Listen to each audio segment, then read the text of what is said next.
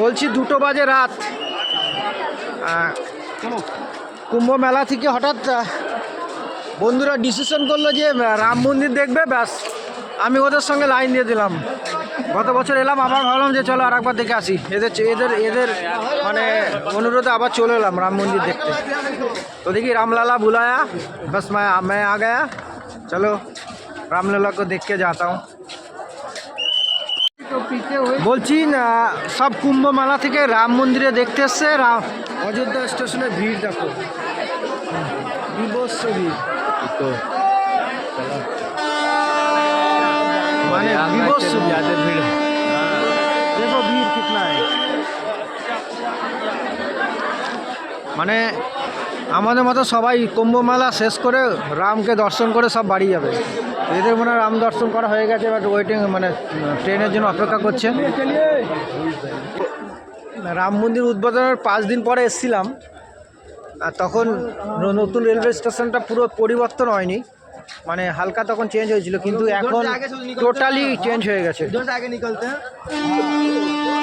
মানে প্রচণ্ড পরিবর্তন হয়ে গেছে। রুম নেই চাই। তো এইখানে যে পুরনো যে অযোধ্যা স্টেশনটা ছিল সেটা ভেঙে দিয়েছে, ভেঙে পুরো টোটালি আলাদা করে দিয়েছে।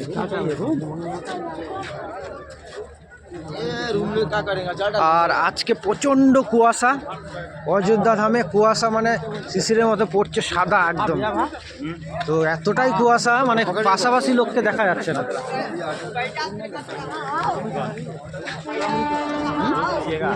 তো এত ভিড় অযোধ্যাতে ভাবতে পারিনি।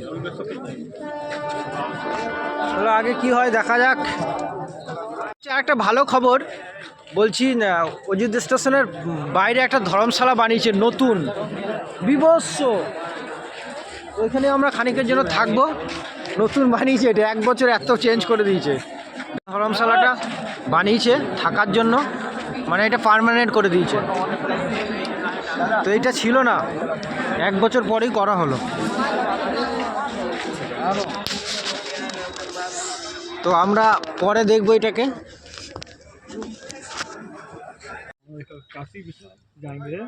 বলছি এখন রাত 2:30 বাজে, 2:30 পৌনে 3টে হয়ে গেছে।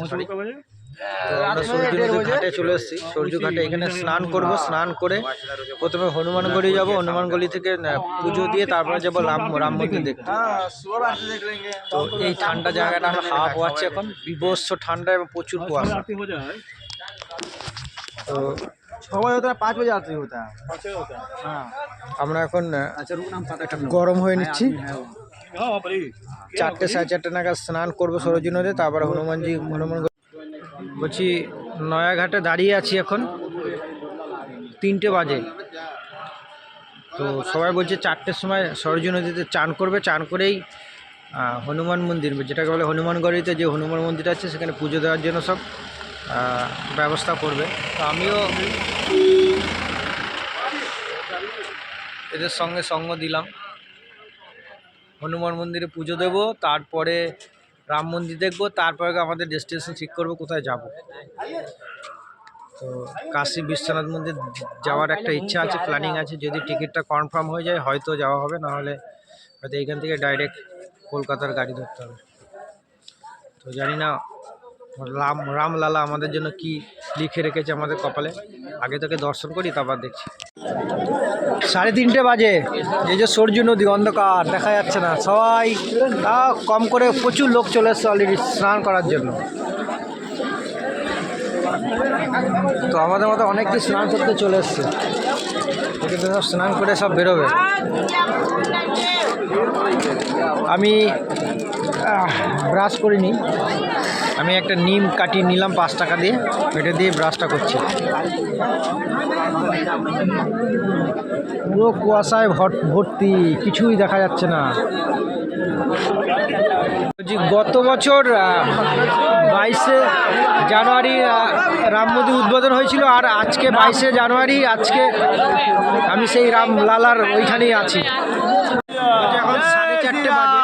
তো আমরা হনুমানগড়ি পুজো দিতে এসেছি।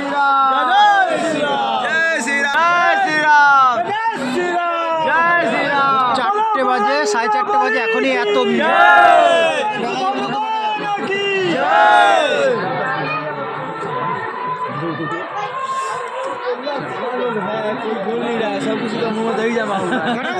ঠান্ডা তো বাবার জন্য এই ফুল আর লাড্ডু নেওয়া হলো। তারপর আমরা জয় শ্রীরাম, জয় শ্রীরাম, জয় জয় শ্রীরাম, জয় শ্রীরাম, জয় শ্রীরাম, জয় শ্রীরাম, জয় শ্রীরাম, জয় শ্রীরাম, জয় শ্রীরাম, জয় শ্রীরাম, জয় শ্রীরাম, জয় শ্রীরাম, জয় শ্রীরাম, জয় শ্রীরাম, জয় শ্রীরাম, জয় শ্রীরাম, বলে বজরঙ্গ বলি কি জয়।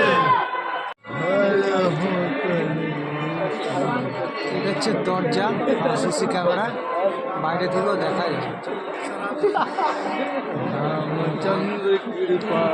বাইরে থেকেও দর্শন করা যায় টিভিটার মাধ্যমে।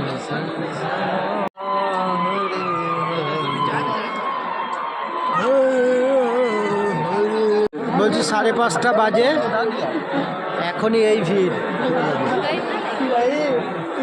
অযোধ্যা হনুমান মন্দিরে। দেখা যাচ্ছে না এতটা ভিড়।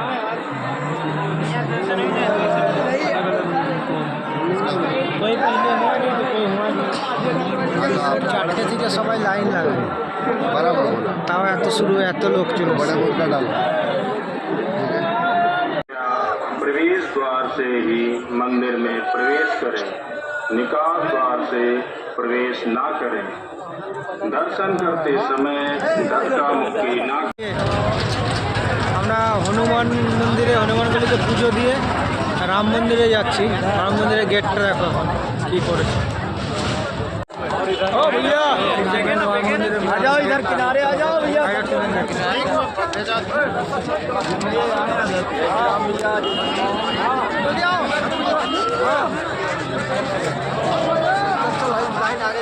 तो की भीड़ देखो,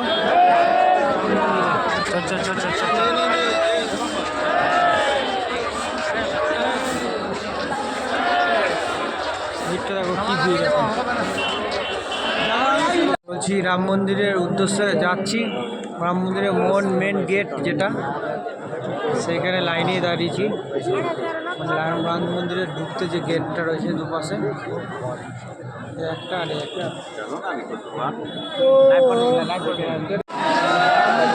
যাচ্ছি।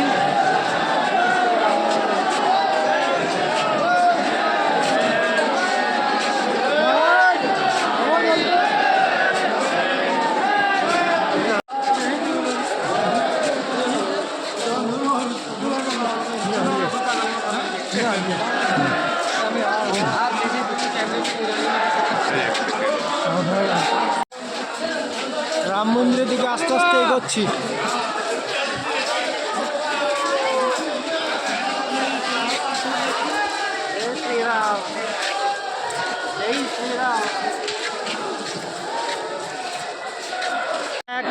মোবাইল রাখার জন্য লাইনে দাঁড়িয়েছি। এই অবস্থা লাইন।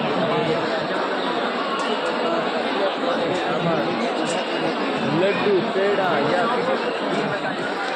জুতা তো এক জায়গায় রাখলাম, লাইনে দাঁড়িয়েছি। বলছি রাম মন্দির দর্শন করে বেরোলাম, মানে আজকেও প্রচুর ভিড় মানে চরম ভিড়, মানে বিভৎস ভিড়।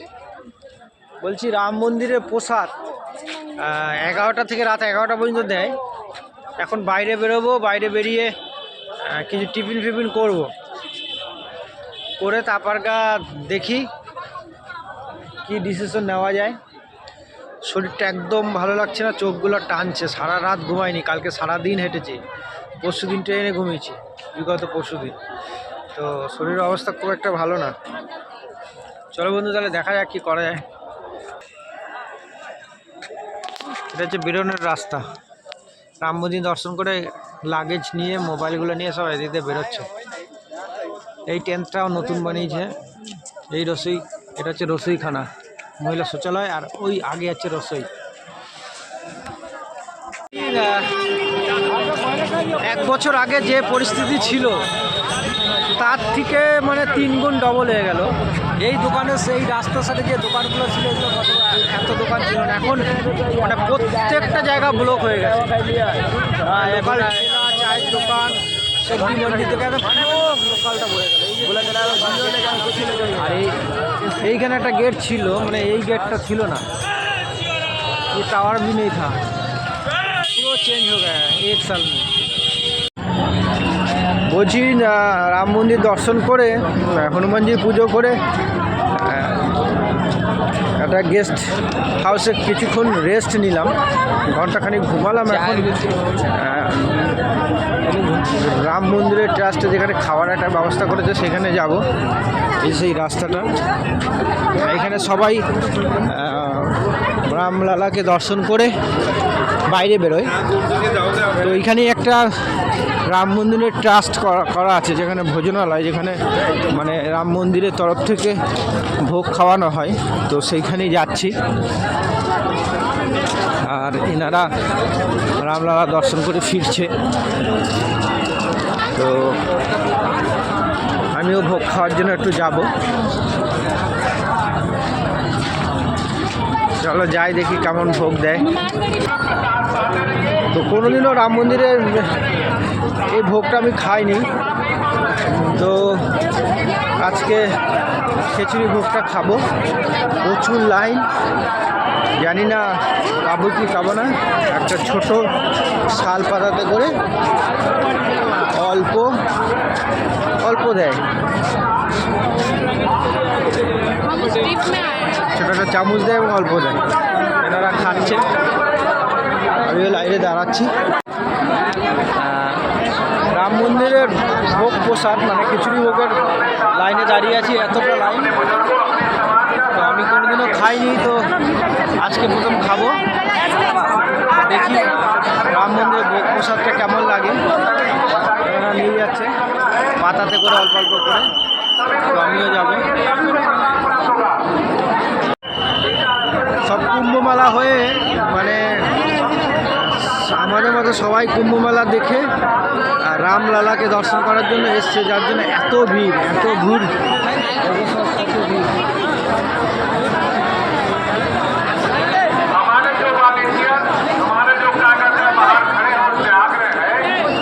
প্রচুর ভিড়। এরা ভোগ নিয়ে এদিক দিয়ে বেরোচ্ছে।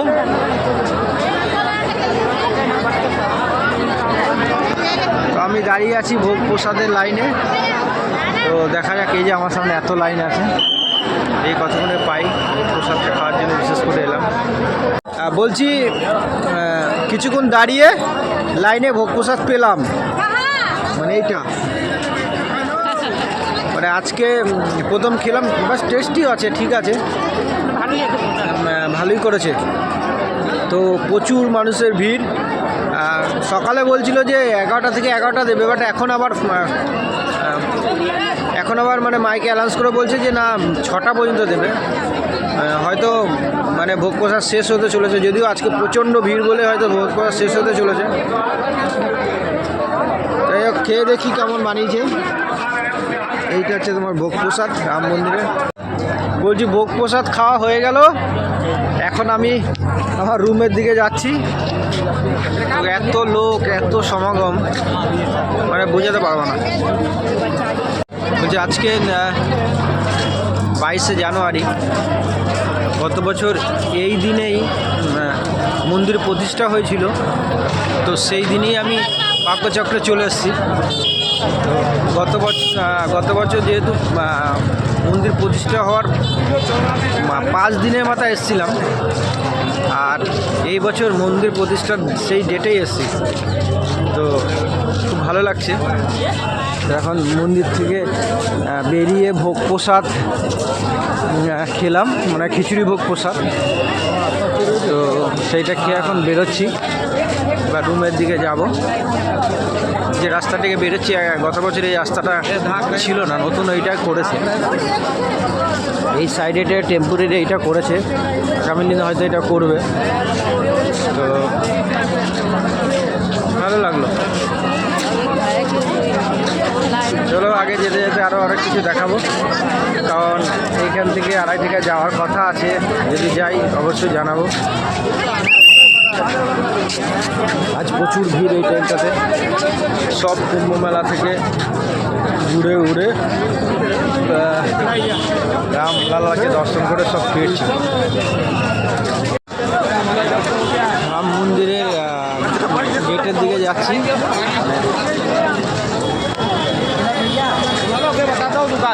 রাম মন্দিরের গেটের দিকে যাচ্ছি। তো রাম মন্দিরের গেটের দিকে যাচ্ছি। এটা কোনো একটা আশ্রম, কৃষ্ণ একটা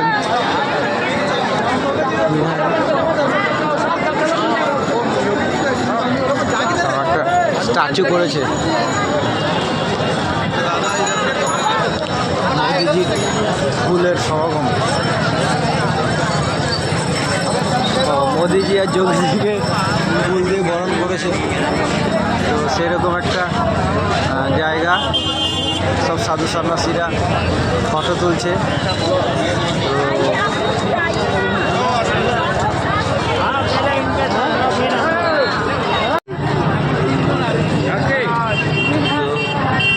তো রাম মন্দিরের দিকে যাচ্ছি।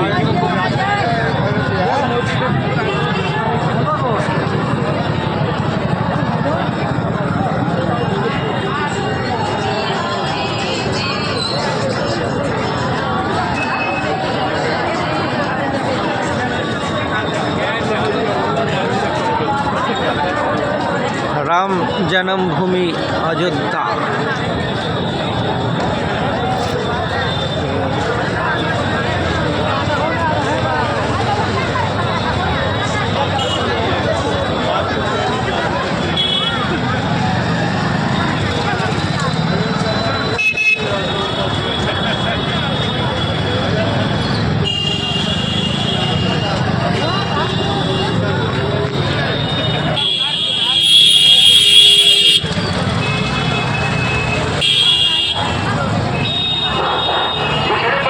राम जन्मभूमि मार्ग। सुनील शर्मा जो सदरपुर हापुड़ से आया है, अरुण शर्मा उनका वेट 4 नंबर पर कर रहे हैं। सुनील शर्मा जो सदरपुर हापुड़ से आया है, उनका वेट বলছি এটা হচ্ছে রাম মন্দিরে যাওয়ার প্রবেশদ্বার। এই গেটটা হচ্ছে এই হাই রোডের মুখেই, এই দিক থেকে স্টেশনের রোড, আর এই দিকটা হচ্ছে আপনার जो पटना सैदापुर शाहजहांपुर जिला से आया है, নয়াঘাট বলে, যেটা হচ্ছে নয়াঘাট। সেখানে সৌর নদীতে চান করে মানুষ পুজো করে। অস্বাভাবিকভাবে আজকের দিনটা মানে এমন একটা দিনে আমি আজকে এসেছি রাম মন্দিরে, যে দিনটা হচ্ছে গত বছর এই দিনেই রাম মন্দির উদ্বোধন হয়েছিল। যদিও গত বছর আমি রাম মন্দির উদ্বোধনের 5 দিন পরে এসেছিলাম। আজকে মানে কোনো কারণে 22 তারিখেই চলে এসেছি। এক্সাইটেড লাগছে। গত বছর খুব বৃষ্টি পড়ছিল, এই বছর পরিষ্কার আছে আবহাওয়া, খুব ভালো লাগছে। হ্যালো, বলছি রাম মন্দিরের দর্শন করে রুমে একটু রেস্ট নিয়ে রাম মন্দিরে ভোগ প্রসাদ খেতে গেছিলাম। ভোগ প্রসাদ খেয়ে আমি রুমে যাব। রুমে যে হয়তো 6টার সময় বেরিয়ে যাব। তো যাওয়ার আগে আরেকবার রাম মন্দিরের কাছাকাছি এলাম ঘুরতে একটু, তো দেখা যাক। তো ফ্রেন্ড, কুম্ভমেলা দেখে তো পোষালো না।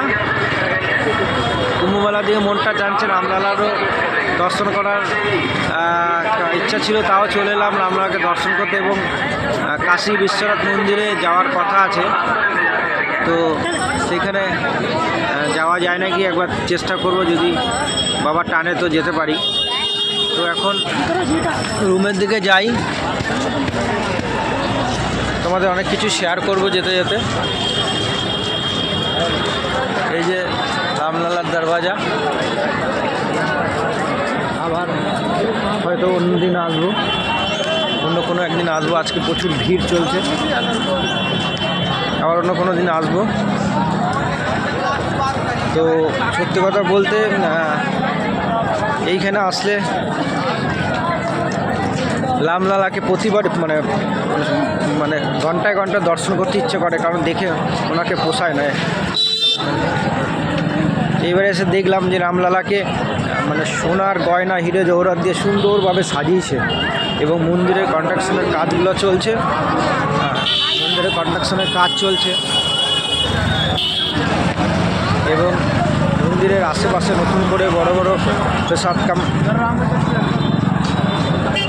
প্রাসাদের মতো মানে ঘর তৈরি হচ্ছে। তো আমার মনে হয় রাম মন্দির তৈরি করতে এখনও কম করে 5-7 বছর লাগবে পুরো কমপ্লিট হতে। গত বছর এসে দেখেছিলাম যে এই সব জিনিস মানে আশেপাশে এত দোকান, এত ভিড়, এত কিছু ছিল না। এখন এসে দেখি যে পুরো সেজে গেছে, এত পর্যটক এবং এত দোকান, এত রেস্টুরেন্ট, এত কিছু তৈরি হয়েছে, মানে বলে বোঝানো যায় না। তো যাই হোক, রামলালার খুশিতে হয়তো অযোধ্যা অর্থনৈতিক দিক থেকে অনেক ডেভেলপ করবে, ইউপি সরকার অনেক উন্নতি করবে।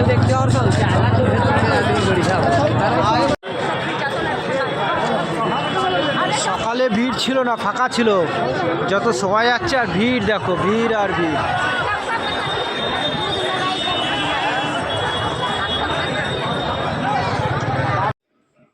বলছি এখন আমরা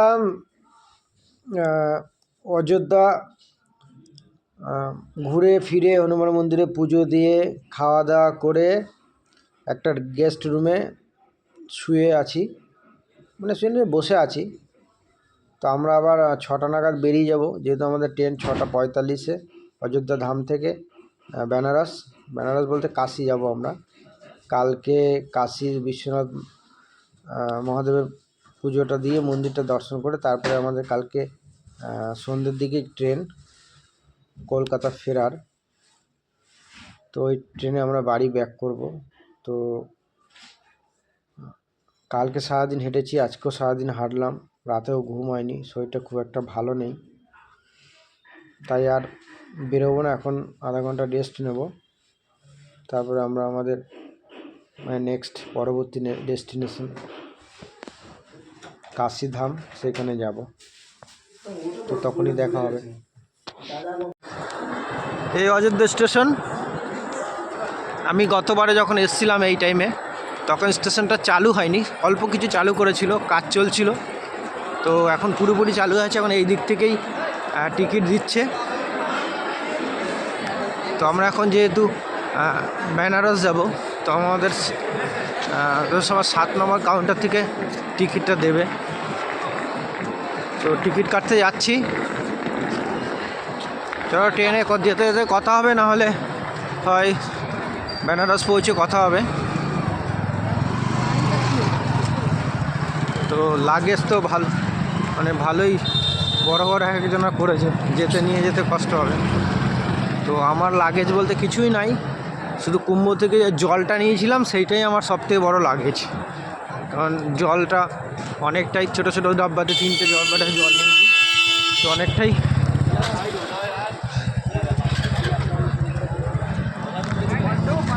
বলছি না, আমরা অযোধ্যা স্টেশনে ঢুকে গেছি। আমাদের ট্রেন 7টার সময়, লখনৌ বেনারসি এক্সপ্রেস, ওইটাতেই যাবো আমরা। তো দেখে না ভালো করে, এটা হচ্ছে অযোধ্যার নতুন স্টেশন, বিশাল করেছে।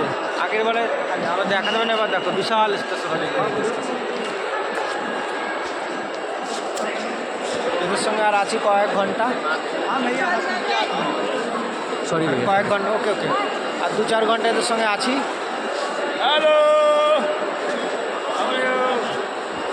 তারপরে কালকে হয়তো এই টাইমেই হয়তো বেরিয়ে যাবো কলকাতার উদ্দেশ্যে। তো দেখো আমার অযোধ্যা ধাম স্টেশনটা নতুনভাবে সেজেছে, কেমন লাগছে।